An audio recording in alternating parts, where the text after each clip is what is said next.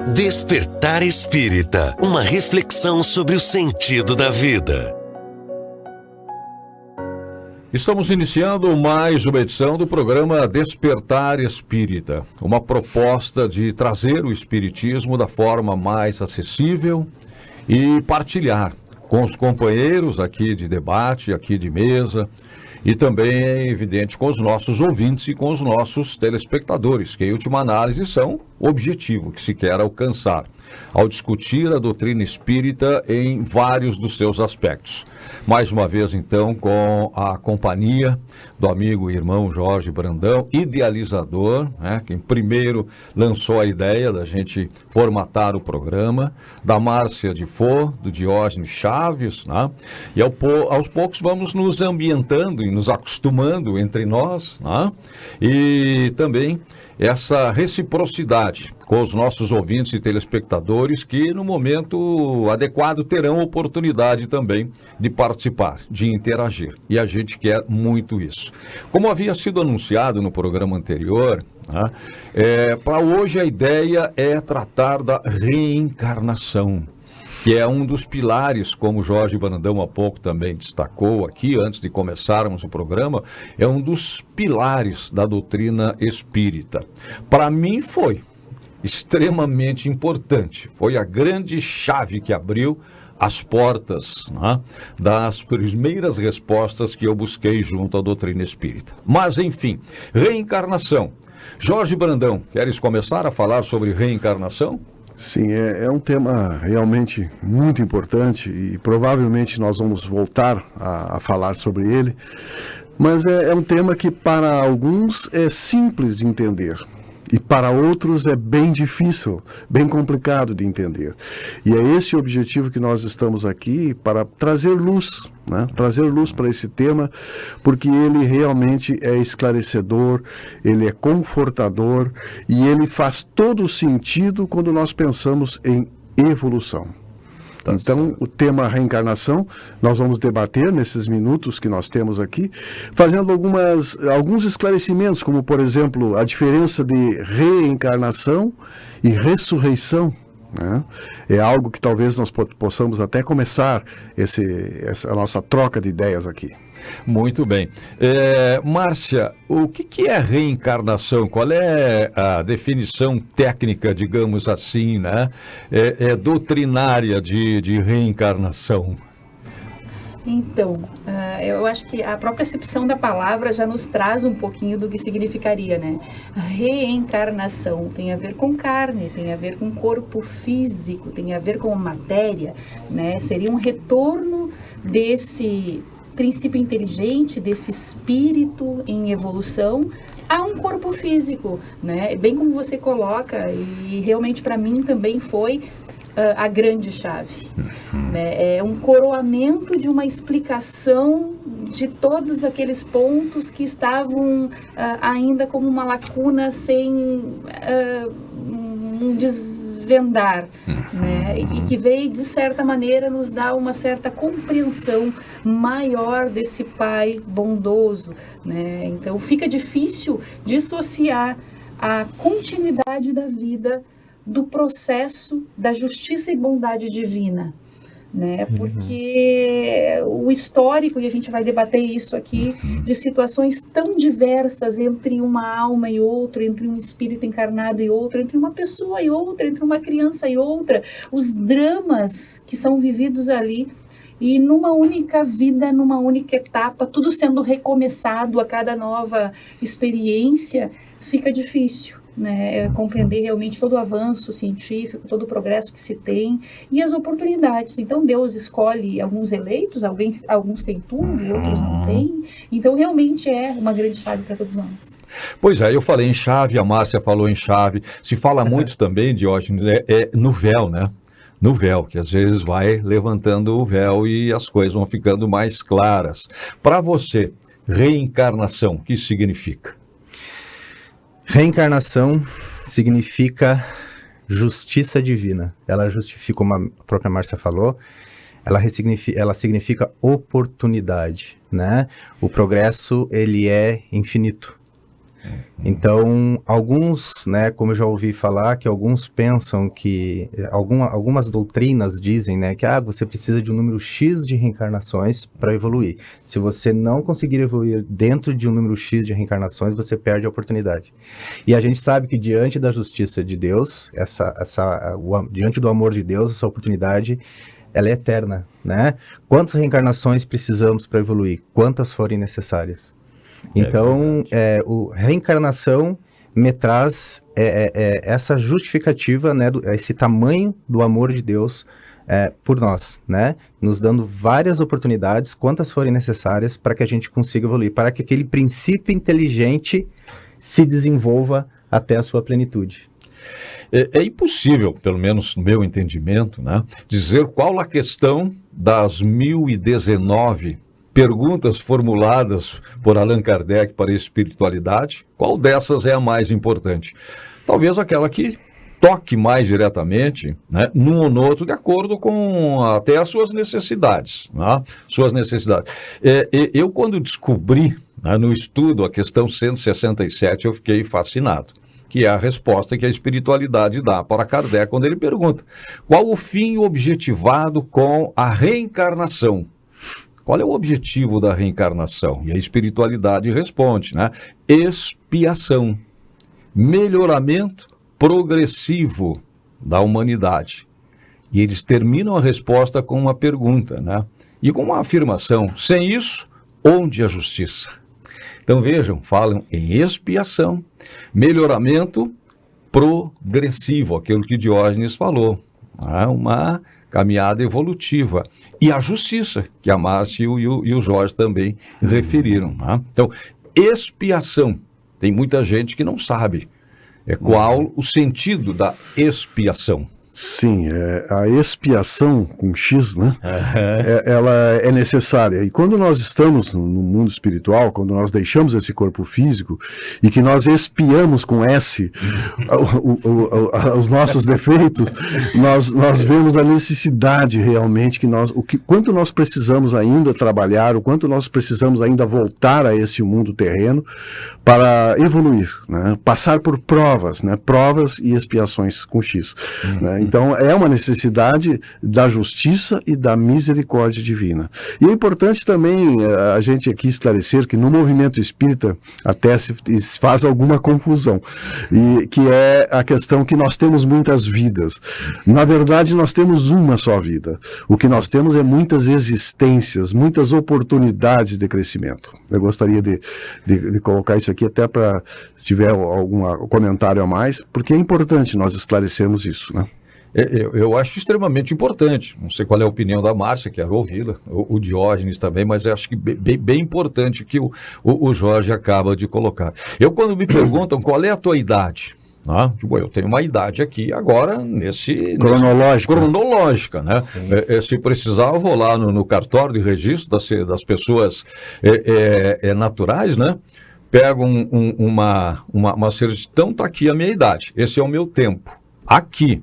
Mas a minha idade verdadeira eu não tenho nem ideia. Porque, como o Jorge disse, na medida em que nós temos uma única vida, e eu concordo, no momento em que nós fomos criados espíritos, é daí ao infinito. Quando é que eu comecei? Não sei. Até onde eu vou, tenho menos ideia ainda. Mas sei que a gente vem de muito longe. Então, essas questões aí que o Jorge também colocou, Márcia. Pois é, essa questão de termos uma única vida, né, e o quanto a gente consegue compreender isso hoje, né? Tem uma questão do Livro dos Espíritos até que fala ali dessa questão da formação do espírito, a existência de Deus, o que seria Deus para nós.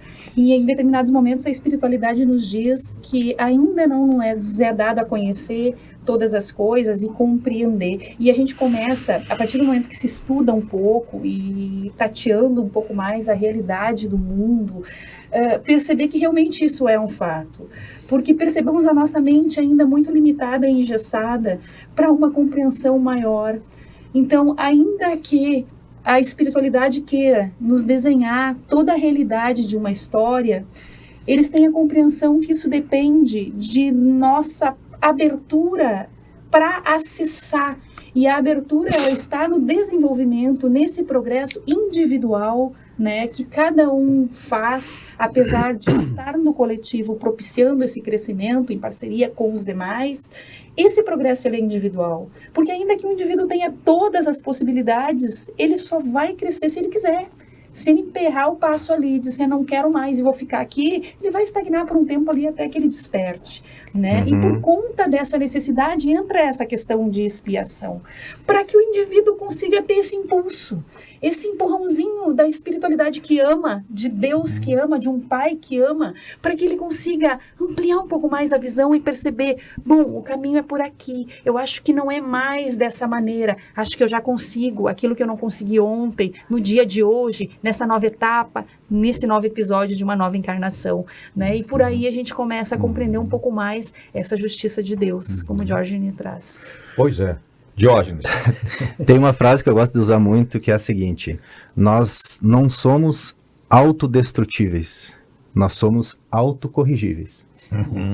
Né? Então, assim, alguns pensamentos nos trazem que nós teríamos uma única oportunidade para evoluir, uma única vida, né? Aqui.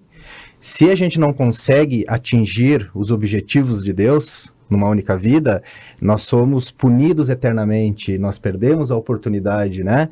E a reencarnação, ela vem para dizer isso, ao contrário disso, que nós somos autocorrigíveis, que nós temos uma autocorreção que seria a capacidade de nos aprimorarmos, né, por nós mesmos, pelos nossos esforços espiritualmente.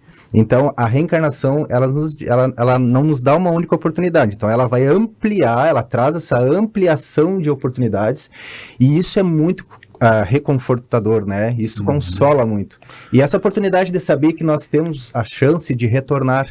Então, para pessoas, por exemplo, né, para entes queridos que partem, e a gente, acabou? E agora? Não, a reencarnação, né, ao estudar a reencarnação, o processo da reencarnação, a gente sabe que haverão outras oportunidades de continuar aquele elo, aquele vínculo afetivo, claro que em pensamento continua, mas no mundo corpóreo também pode haver outras possibilidades de continuar isso. Eu gostaria de comentar aqui na questão 168, quando Kardec pergunta, né, quantas reencarnações precisamos? Né? Isso. E o comentário dos espíritos aqui está: a cada nova existência, o espírito dá um passo adiante na senda do progresso. Desde que se ache limpo de todas as impurezas, não tem mais necessidade de provas na vida corporal. Então, isso é uma necessidade. Deus é um Pai de amor, de justiça, de bondade, claro. E Ele nos dá a oportunidade, como bem disse o Diógenes, desse aprendizado, e muitas vezes ela precisa ser pela dor. E talvez seja o meu caso, que entrei na doutrina espírita pela dor da incompreensão, né, até por um sentimento até de revolta, né? Então isso me trouxe a buscar respostas, né? Então é muito importante que eu considero a dor como um despertador, né? Se nosso pai tivesse outra forma de nos acordar, com certeza colocaria, mas é a necessidade muitas vezes de passarmos por provas mais difíceis, ou provas que promovam a nossa caminhada adiante, né? Porque é importante, né, que a gente tenha essa consciência, né, que a nossa caminhada, nós estamos no mundo de provas, né? No mundo de provas e expiações. Então, como nós vamos deixar de querer passar pelas provas, né? São elas que nos dão lições, são elas que nos engrandecem, né?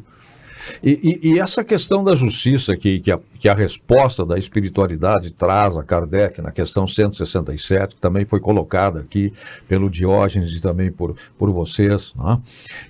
Exatamente nos remete para antes e para depois da nossa vida nesse plano, na nossa existência, nesse corte, nesse plano, né?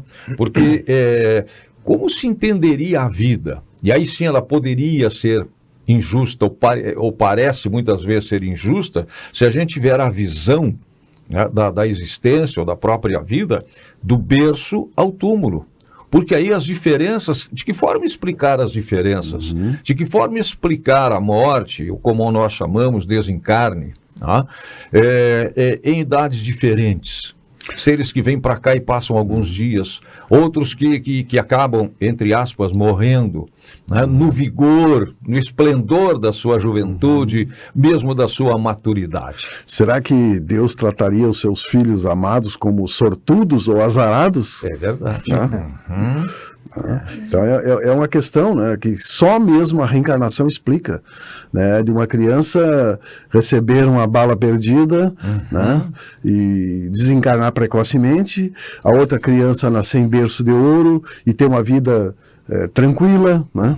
Então, assim, são os merecimentos e são as necessidades que nós temos. Quando nós começamos a compreender isso, nós começamos a entender, como André Luiz diz na série André Luiz, no livro Ação e Reação, ele diz: no mundo existem injustiçados, mas não existe injustiça.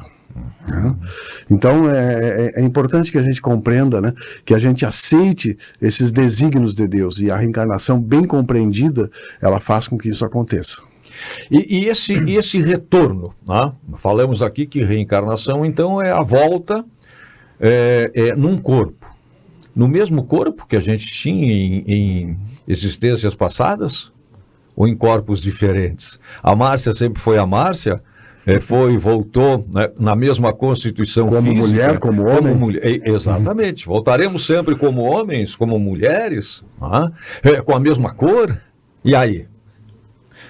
Mas nesse aspecto, a gente traz à luz da reflexão também aquilo que Kardec colocou ali para nós, quanto a esse caminhar da ciência, né, lado a lado com o Espiritismo, para nos trazer realmente uma compreensão racional, né, e coerente de todo o processo, né? Então, hoje a ciência já nos esclarece essa questão. Não precisamos mais, né, de nenhum raciocínio filosófico, religioso a respeito dessa fundamentação do retorno ao mesmo corpo, porque biologicamente é impossível, cientificamente é impossível. O que nós temos hoje de corpo de ciência, né, formal no mundo, já nos diz que biologicamente seria impossível trazer à matéria exatamente todos aqueles elementos que constituíram aquele corpo físico daquela forma, naquele formato, naquela aparência, naquela, né, estrutura. Então, é necessário o formar de um novo aspecto físico, de um novo corpinho físico ali, para recepcionar todo esse processo de continuidade. E melhor que assim seja, né? Pensemos bem. Eu gostaria de ser exatamente a mesma pessoa que eu fui ao longo das etapas? Será que não tem coisas ali que eu gostaria de reajustar, realinhar, mudar a minha cara, recomeçar do zero, reescrever a história numa folha em branco, como Deus nos dá a oportunidade a cada nova existência? Exatamente. Né? Então, tudo isso serve para reflexão. Pois é. E aí, até chegarmos à perfeição. É o nosso destino, né? E aí a gente vai para a questão 132, que o Jorge também tinha feito referência aqui antes da gente começar o programa, porque aí são duas perguntas chaves, né, do codificador.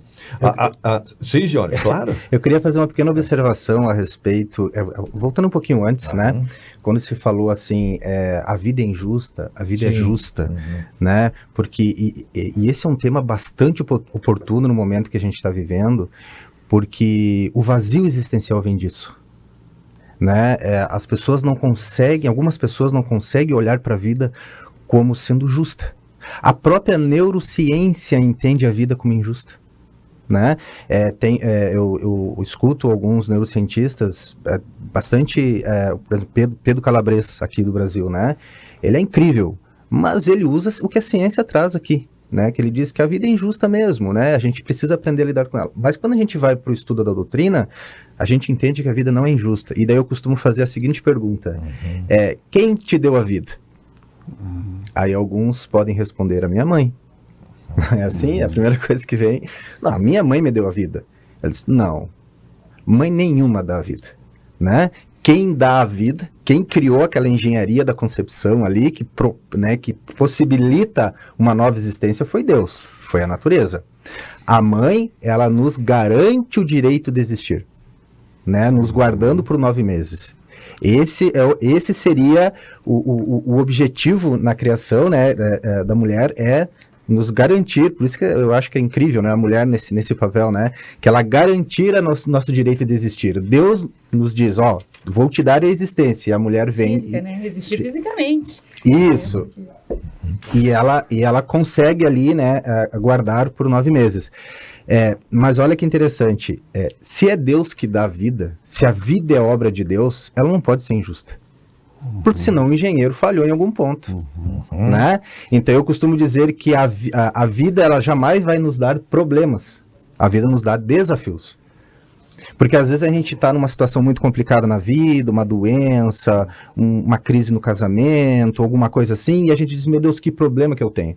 Né? Foi traído, eu uso muito a traição, eu fui traído. Isso é um problema? É algo injusto da vida? Não, isso é um desafio para te trabalhar os teus complexos de rejeição, de abandono, para te rever alguns valores em ti. Não é para te sair achando que Deus é injusto, que a vida não tem mais sentido e se desesperar. Aliás, é importante essa colocação, Diógenes, e falando em desafios, é importante a gente ter a consciência, né, que Deus é um pai de amor e não nos dá desafio maior que as nossas forças. Ah, sim, né? sim. Então, isso é importante, essa compreensão, né? E nesse ponto, nós temos um sentido maior, temos uma consciência que somos espíritos imortais, essa fé no futuro, de forma raciocinada, lúcida, ela nos garante, né, essa lucidez e essa força para enfrentar os nossos desafios. Nós temos ainda alguns minutinhos mais nesse bloco, né? Enquanto o Diógenes estava aqui falando, eu estava procurando o capítulo aqui no Evangelho, que também, quando eu li a primeira vez, tive uma impressão, e quando eu reli, quando eu me dediquei a estudar, a grande luz que veio, que é bem isso, que faz a distinção muito clara entre quem cria o corpo e quem cria o espírito. Quem cria o espírito. Nós, seres humanos, temos a capacidade de criar corpos. Nós somos co-criadores, na medida em que nós criamos corpos. Todos nós somos frutos da união de um homem e de uma mulher. E assim também os nossos filhos, os nossos descendentes. Então, Deus nos deu a capacidade da cocriação. Nós criamos corpos, mas quem cria o espírito é Deus. Quem cria o espírito é Deus. Por isso os corpos são temporários, são sujeitos à falência, à morte. E o espírito, uma vez criado, não. E está aqui no capítulo 14 do Evangelho segundo o Espiritismo, numa passagem muito interessante. O título desse capítulo é Honrai a vosso pai e a vossa mãe. E tem um estudo muito interessante nesse capítulo, que é o item que diz: quem é minha mãe e quem são meus irmãos. Eu acho uma passagem fantástica também dos ensinamentos de Jesus, onde ele faz essa distinção muito clara. E em última análise ele diz: meu pai, minha mãe, meus irmãos são todos que fazem a vontade do meu pai. Então, a nossa grande ligação não é a ligação corporal. Embora as nossas afeições, embora o amor que nós dedicamos uns para os outros, né? Mas nós estaremos permanentemente ligados através da nossa condição, através da nossa essência, que é o espírito. Me ocorreu de trazer esta passagem até em cima do que o Diógenes colocou e a gente estava aqui discutindo. Porque essa é uma questão que causa um certo impacto e uma certa rejeição das pessoas nessa possibilidade de reencarnar num novo corpo, numa nova família. E os meus?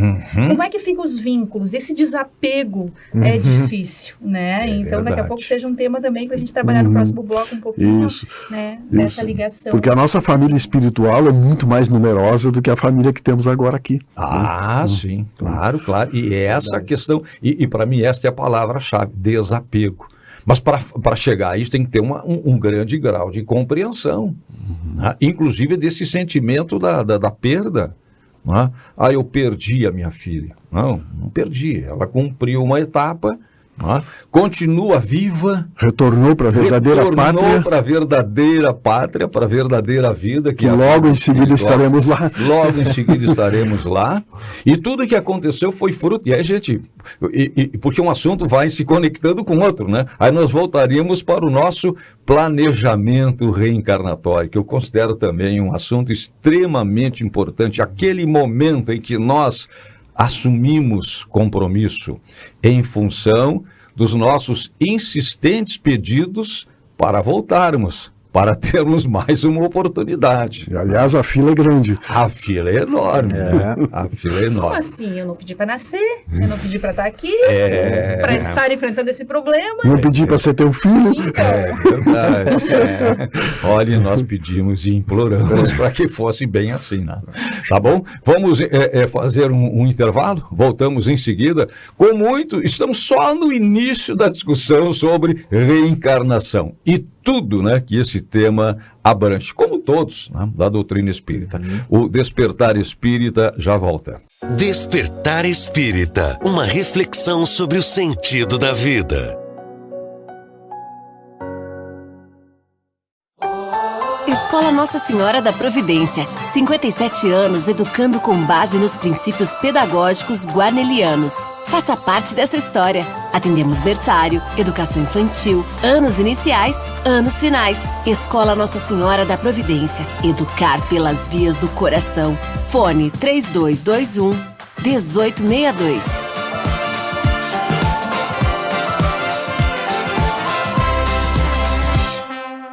So darling, take my hand, you got to understand, I don't wanna just be friends. Come away with me and live my fantasy, I don't wanna just be friends.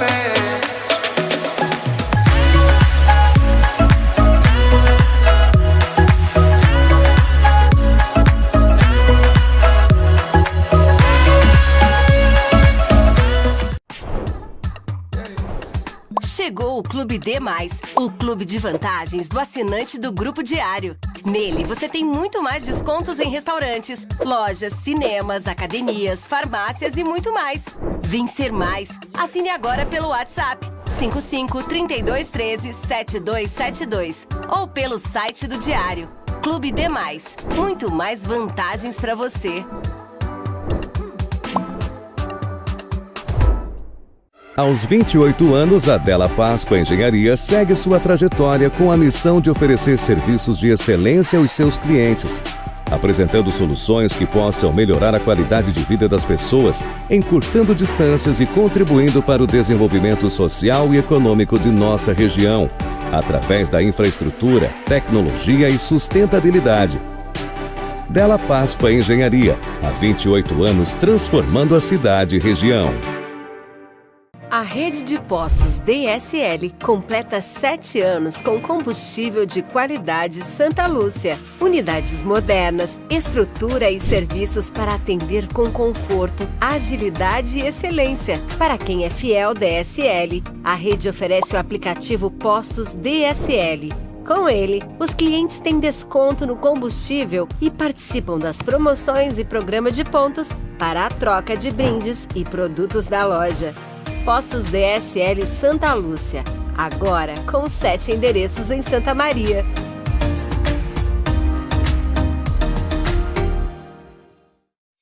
Despertar Espírita, uma reflexão sobre o sentido da vida.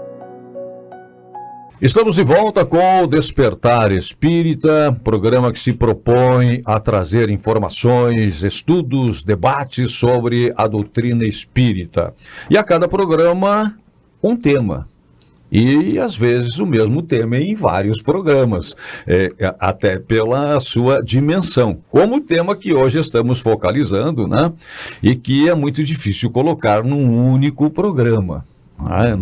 No tempo que temos para discutir, por exemplo, reencarnação. Né? Algo guardadas as devidas proporções que talvez seja tão difícil quanto. Né? Colocar a energia que nós temos fora do corpo, no corpo, num processo de reencarnação. Porque nós somos energia, e essa energia tem que ser concentrada num embrião para a retomada de uma nova existência na vida única, né? Como aqui foi colocada com a concordância dos debatedores. Mas, enfim, reencarnação, que outros aspectos podem ser importantes? Eu acredito que é importante nós abordarmos agora também a questão dos dons. Será que nós somos premiados com dons, né? Se nós somos criados simples e ignorantes, né? Como uma criança de 3 anos toca o piano, uma sinfonia de Beethoven, né? Será que isso é um prêmio? Né? Se ela foi sorteada com esse prêmio, né? Importante que a justiça da reencarnação nos dá explicações sobre isso também. Eu gostaria do comentário dos amigos. E aí, Diógenes, Márcia? Isso justifica que cada um, né, está no seu processo evolutivo, que não é todo mundo na mesma régua. E quando a gente fala assim, quando, por exemplo, né, vem esses questionamentos, por que alguém vem tocando com 3 anos a Sinfonia de Beethoven? E tem pessoas que vêm com dificuldade cognitiva. Com 30 anos não consegue ler direito, porque tem dislexia, por exemplo. Né? Por que alguns vêm com dificuldades físicas, por exemplo, nasceu sem a possibilidade de caminhar. E outros com uma saúde incrível, que dizem assim, como a minha genética é boa, né? E viram grandes atletas. Por que isso? Qual é a régua de Deus? Qual é o parâmetro que ele usa? Então, é isso que fica vago se a gente não tem a concepção do processo reencarnatório. Fica vago. Tá, mas qual é o parâmetro que ele usa para dizer que o Joãozinho pode vir de uma maneira muito mais tranquila, né? E o Paulinho não. Né? Então, no momento que a gente entende o processo da reencarnação, começa a responder muitas perguntas, né? E justifica ainda mais essa justiça divina, que ele não vai, como Jesus disse, eu não vou deixar nenhuma ovelha se perder. Então, no momento, e agora me veio, acontece assim, e são equívocos que às vezes surgem sobre a reencarnação. Quando a gente vê alguém, por exemplo, com deficiência visual, nasceu sem poder enxergar, automaticamente vem, meu Deus, o que ele não fez, né? Para ver assim, o julgamento, né? O que ele não fez, meu Deus, já olha para ele com um olhar negativo, deve ter aprontado.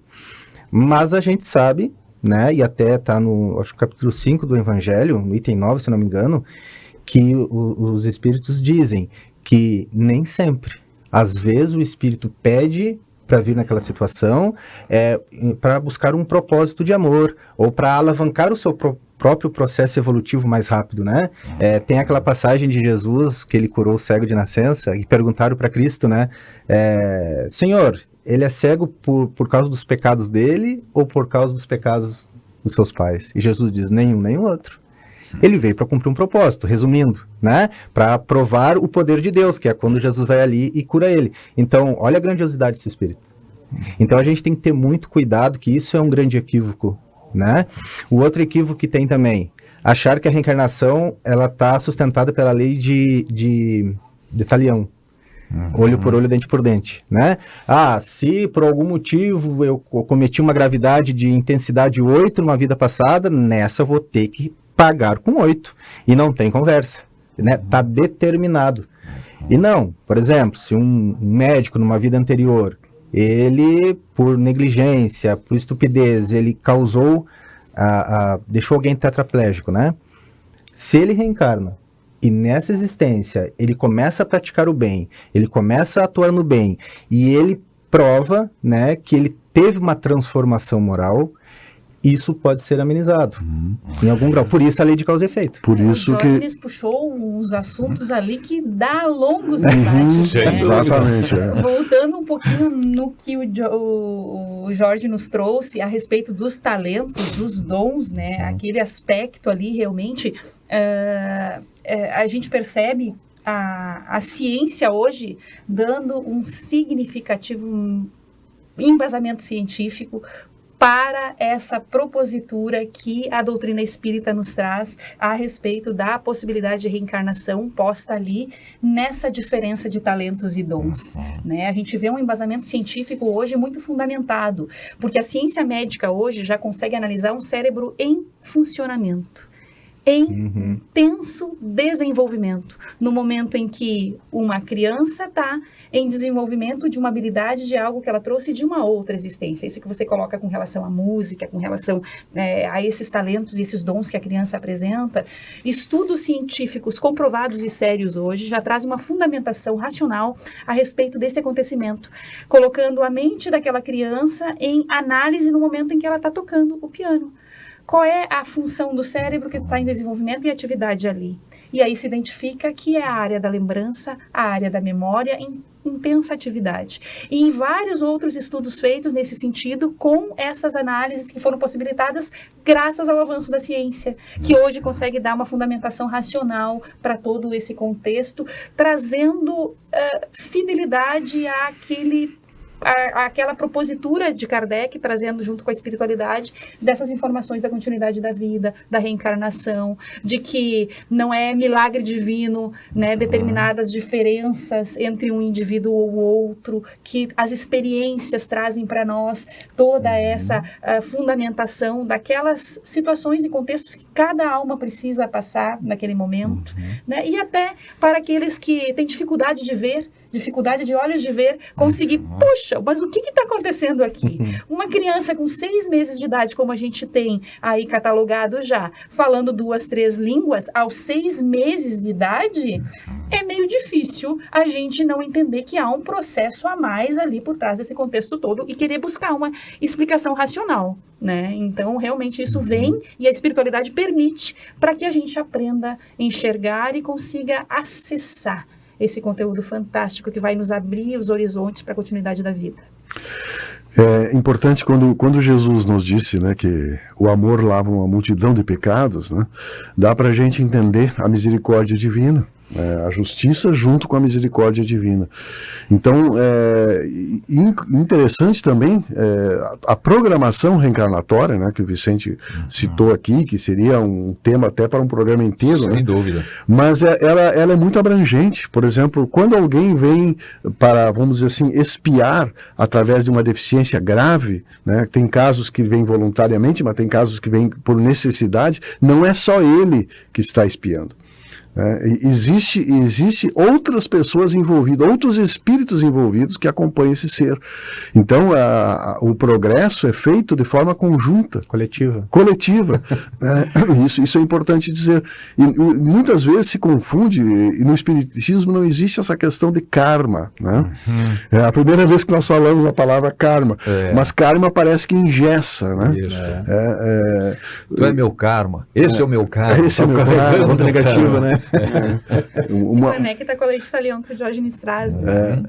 Então existe a lei de causa e efeito, sempre atenuada pela misericórdia divina e sempre colocada para nós de uma maneira que a gente possa realmente conseguir superar, né?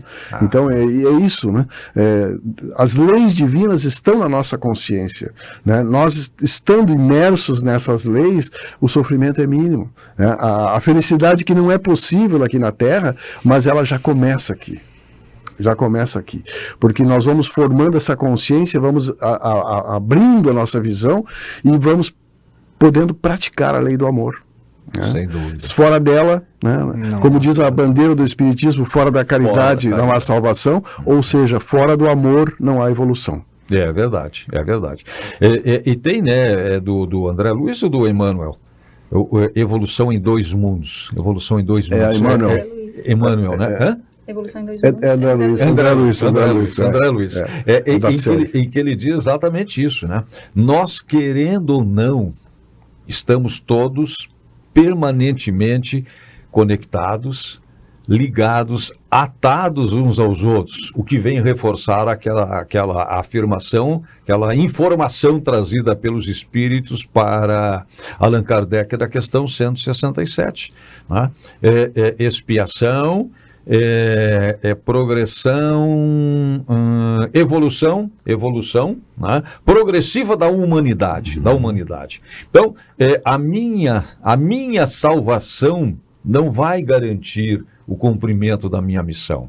Se eu não espargir, se eu não usar, né, estas informações que eu tenho por qualquer razão, menos do que muitos, mais do que alguns, para também tentar levar pela informação a conscientização do que cada um de nós está fazendo aqui. Individualmente, sim, responderemos pelos nossos atos, até pela questão dos nossos merecimentos, né? Ao contrário do panteísmo, que admite a existência da vida futura, mas que quando se chega no mundo espiritual... É o nada. É o nada. Acaba sendo nada porque perdemos a nossa consciência. E aí?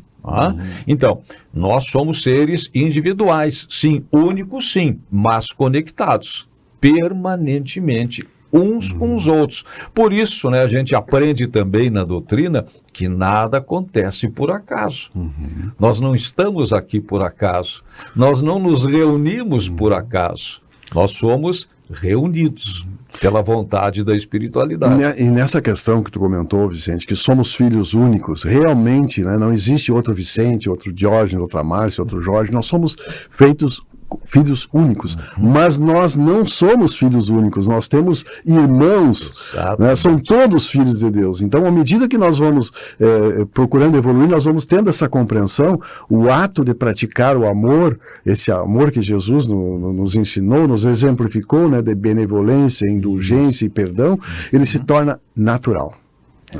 E é isso que a doutrina espírita nos propõe, essa compreensão ativa, né, dos princípios da lei divina. Tu havias colocado uma questão aqui no início, eu não sei se teremos tempo hoje de aprofundar, que são as distinções, as diferenças entre reencarnação e ressurreição. Tá. O que é reencarnação, o que é ressurreição na visão espírita, né? Porque há também um momento em que o próprio Jesus fala em renascimento, naquele diálogo com Nicodemos, né, o senador judeu. Isso, e o fariseu, né, que era admirado ali pelos judeus, quando ele dá um elogio a Jesus, dizendo do poder que ele tem, Jesus faz uma ressalva, né? Para chegar a isso é preciso nascer de novo. Isso. Né? Então é diferente a reencarnação da ressurreição. A ressurreição seria nascer no mesmo corpo. Né? O que a ciência, né, nos prova que é impossível. Né? E essa necessidade de nós renascermos em culturas diferentes, né, com situações diferentes, uma hora com saúde, outra hora com algum tipo de riqueza, outra hora na pobreza, né? Tudo isso vai fazendo com que nós possamos compreender melhor a situação dos nossos irmãos, que nós possamos entender as necessidades que nós temos e possamos também testar as nossas capacidades. E esse é o caminho do progresso.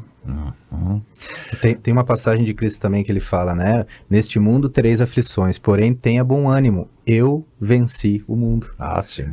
Nos dizendo que é possível num corpo de carne passar por todas as adversidades, todas as dores, as aflições, né? Estar no mundo sem ser do mundo, como ele coloca. Perfeito. Por isso é importante, né, essa compreensão que Cristo não veio para ser adorado, ele veio para ser seguido, né? Ele veio como um exemplo completo de como o homem pode e deve caminhar. Né? É verdade. E esta questão das aflições, ela está bem clara na 132, quando aí sim Kardec pergunta à espiritualidade qual é o objetivo da encarnação. Ou seja, e que venha ao encontro aquelas perguntas tradicionais. O que é que eu sou? De onde é que eu vim? Para onde é que eu vou? E o que é que eu estou fazendo aqui? O que é que eu estou fazendo aqui? E aí a espiritualidade responde, né? O objetivo da encarnação, Deus impõe a encarnação para que se possa chegar à perfeição. Então esse é o nosso destino. Nós não fomos criados para a dor, para o sofrimento, nós não fomos criados para a morte. A morte não existe, a morte é uma passagem de um estado material para um estado espiritual. E é de lá que nós viemos, e é para lá que nós vamos voltar. E onde nós vivemos um tempo muito maior, o nosso tempo que é curto. Nosso tempo é um sopro. Quando a gente abre e fecha os olhos, pronto, nós já estamos de volta para o mundo espiritual. Então, para que possamos chegar à perfeição. E aí a espiritualidade responde para Kardec, né? Pela expiação ou pela missão. Pela expiação ou pela missão.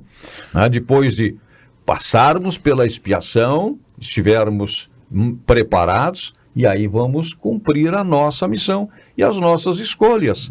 Não sem antes, aquilo acho que a Márcia colocou e o Diógenes trouxe, dessa questão das aflições, não sem antes passar por todas as vicissitudes das experiências corpóreas.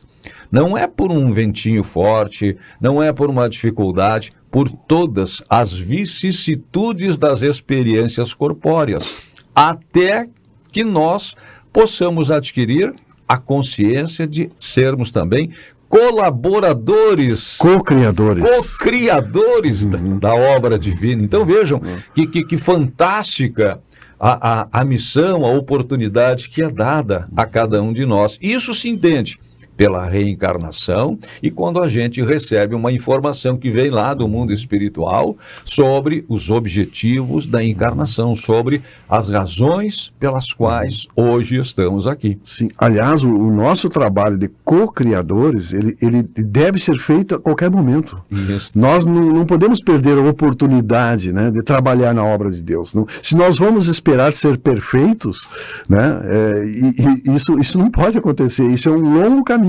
Mas mesmo dentro das nossas imperfeições, nós temos condições todos os dias de sermos co-criadores da obra divina. Até quando nós estendemos a mão, né, quando nós colocamos a mão no ombro de um amigo que está triste, dizemos, conta comigo, né, quando nós damos um sorriso, né, quando nós procuramos divulgar essa obra maravilhosa de Jesus, através principalmente dos nossos exemplos. Né?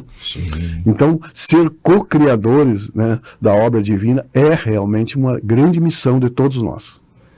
Muito bem. Alguma outra consideração sobre ressurreição? Jesus, ele foi um revolucionário, né? Também trouxe um despertar de visão para todos nós e perene. Ele sabia que permaneceria.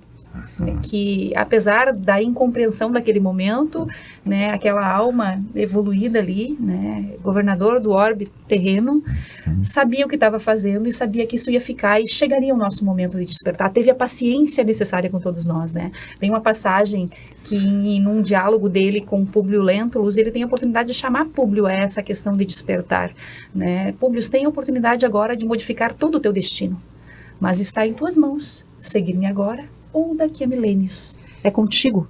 A decisão é tua. Eu sei que é assim que vai acontecer. Foi o que ele quis dizer ali. Não há outra saída.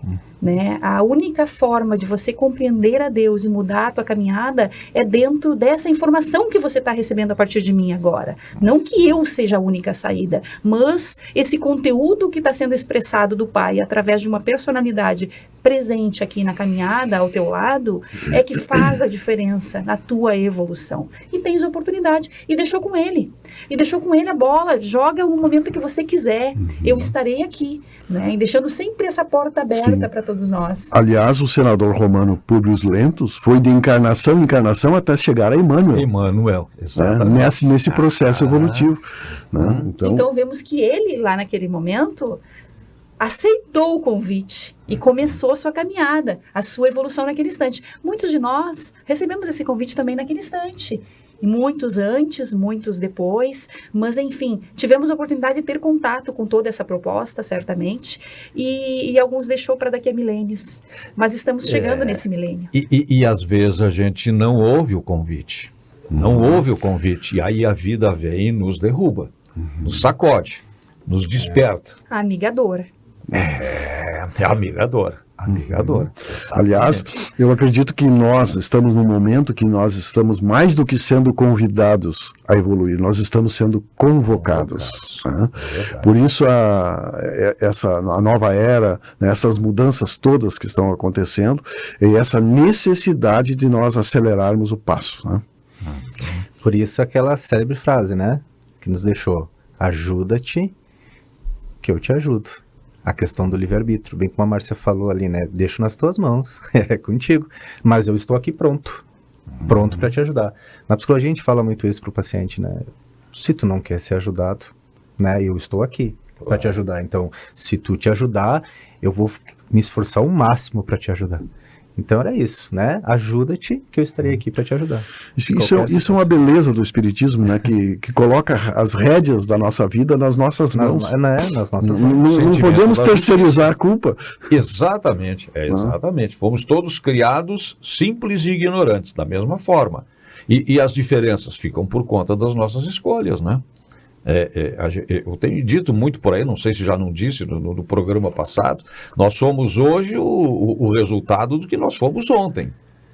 Nós carregamos a nossa bagagem, as nossas aquisições. Quando às vezes a gente houve tanta preocupação com o ter, com acumular, né?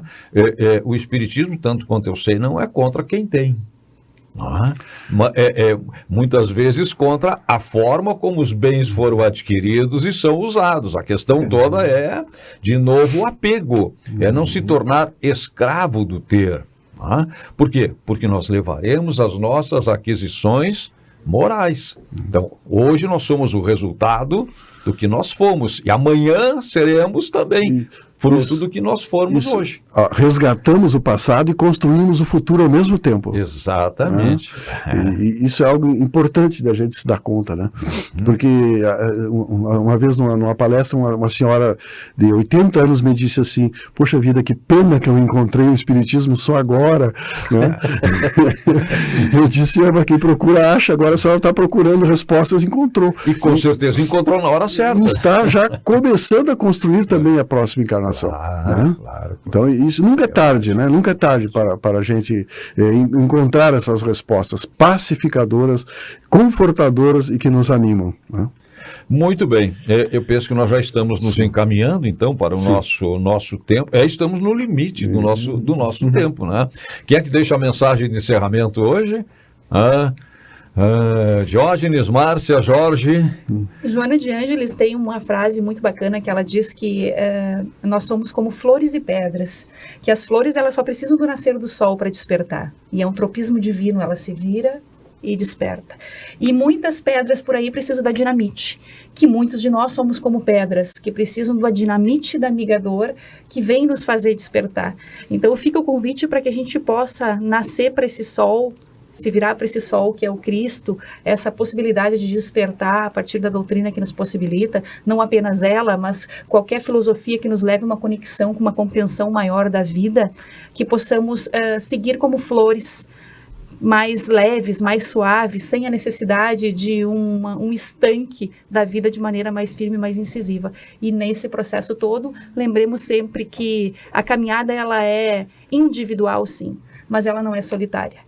Estamos o tempo todo acompanhados, amparados por esses benfeitores queridos que nos brindam com a oportunidade de conviver com a espiritualidade maior que está ao lado de cada um de nós na conta de mentor, de trabalhador espiritual, conduzindo famílias, conduzindo almas. Então, estar aqui é uma bênção para todos nós. E caso a gente precise do dinamite, né, que a gente entenda que diante da eternidade, o que é um instante de sofrimento?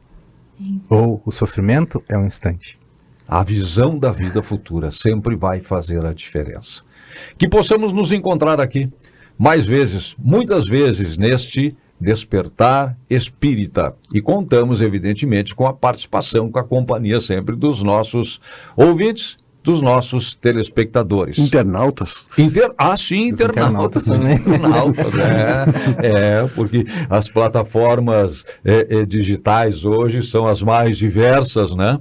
E todas também são instrumentos desta comunicação que a gente quer transmitir e receber no feedback, na interatividade. Também, né, no momento oportuno, que a gente vai ver qual a melhor forma também da gente saber, afinal de contas, o que os ouvintes, os nossos internautas, os nossos telespectadores estão pensando e o que gostariam e o que podem trazer também como contribuição.